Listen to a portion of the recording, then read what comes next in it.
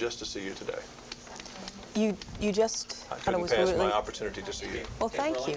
Toronto was really fun, though. Was You it? I missed, love yeah. Toronto. For the film, That's one of my favorite cities anyway. the audience is just They so got it? receptive and warm and just kind of overwhelming. Okay. Kim, do you ever think you were born too late? You know, that you maybe should have been a Veronica Lake type time person? Not that anything's wrong with you now, of course, but that really fits you, that time period, the natural and this.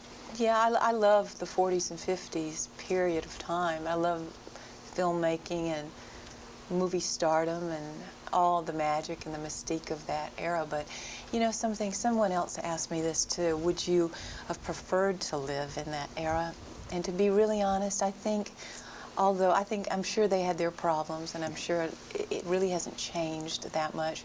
So I'll sort of keep where I am. I think I'm meant to live now. They didn't have a lot of air conditioning, so I couldn't have gone back there. There you go. Air conditioning's a good thing. Air conditioning's a great Especially thing. in the South Great with the thing. humidity. If you had to be, I was looking at your whole list of characters, all the ones you played. If you really had to be one of those ladies through some Star Trek episode or something, you really had to become one, which one would you most likely could you live with if you had to be that lady?